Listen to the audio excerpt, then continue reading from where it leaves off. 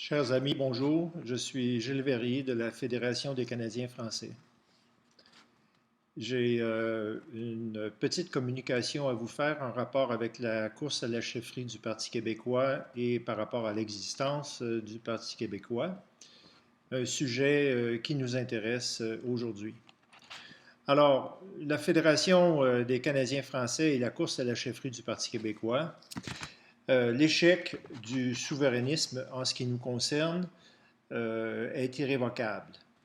Euh, cette, euh, Cet échec qui a pris naissance, le souverainisme qui a pris naissance au cours des années 1970, est désormais derrière nous.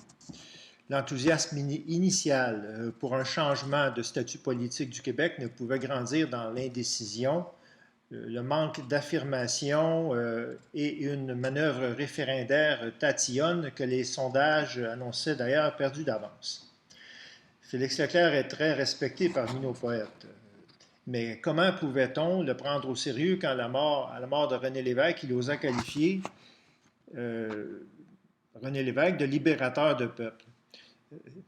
Si l'on pardonne facilement l'hyperbole aux poètes, faut-il en faire autant pour ceux qui connaissent le tabac et tous ces inconditionnels qui ne cessent de nous enfumer avec la supposée grandeur de René Lévesque? Alors, faisons une rétrospective de manière plus détaillée, un petit peu plus détaillée, du Parti québécois. Alors, en trois temps, le temps 1, une méthode référendaire qui était sortie de nulle part, sinon des conseils de l'ennemi, sera néanmoins adoptée malgré ses opposants.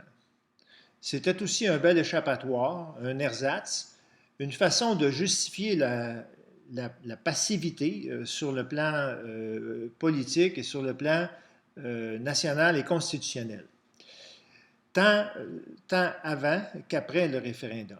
Pas de presse, dans l'attente du grand soir, on se tapait dans le dos au Parti québécois, au premier gouvernement du Parti québécois, tellement la province était mieux menée, mieux gouvernée qu'avant.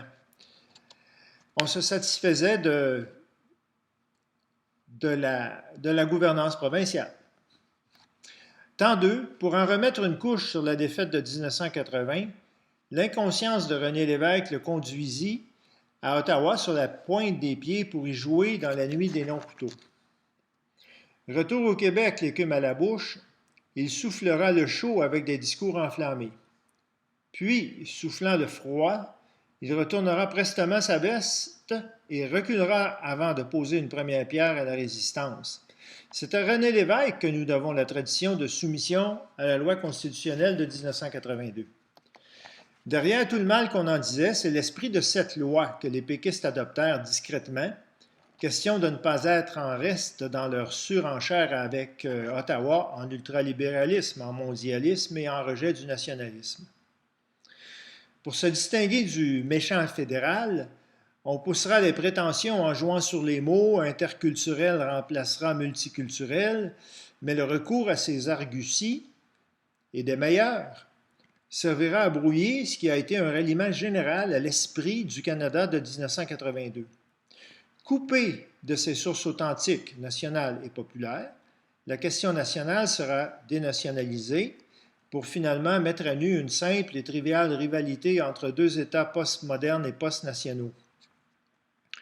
Temps 3, l'adjoint déchu, qui était opposé au premier référendum, rejouera dans le même film 15 ans plus tard.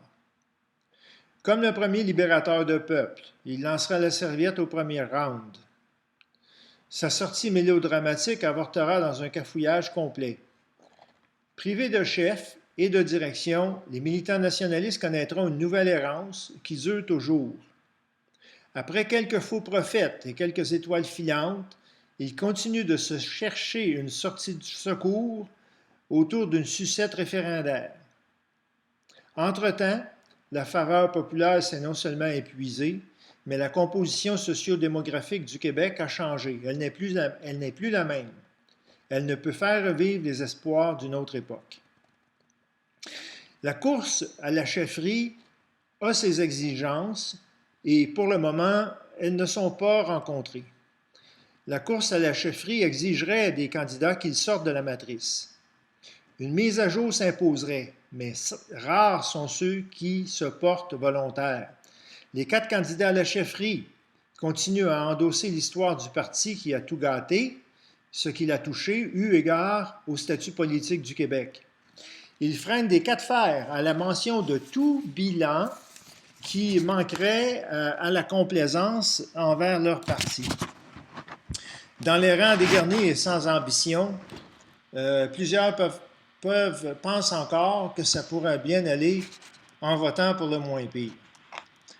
Mais pour un jeune dans la vingtaine qui ne connaîtrait pas cette histoire de la déchéance du PQ, qui entraîna avec lui celle de la nation historique, les quelques éléments d'histoire que je vous ai transmis résument à grands traits ce qui, selon moi, pourrait figurer dans les livres d'histoire du futur si l'omerta sur la vérité historique et le bilan historique du Parti québécois vient qu'à sauter.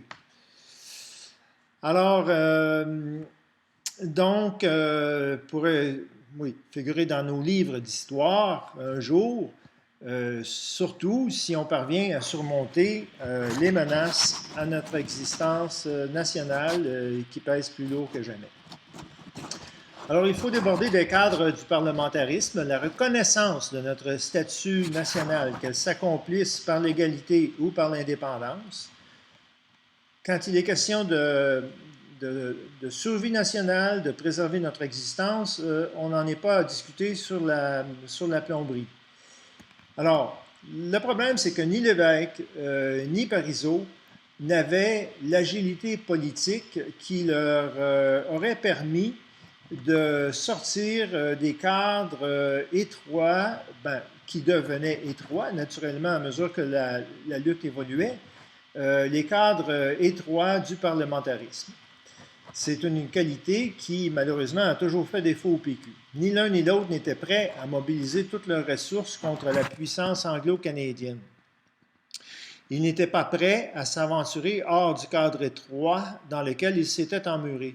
C'était pourtant à la brutalité d'un tel combat, qui ne se ferait pas sans sacrifice, qu'il fallait préparer psychologiquement les partisans de l'indépendance. C'est à ces conditions plus réalistes d'engagement, dans une lutte nationale intégrale, que l'indépendance aurait pu se faire.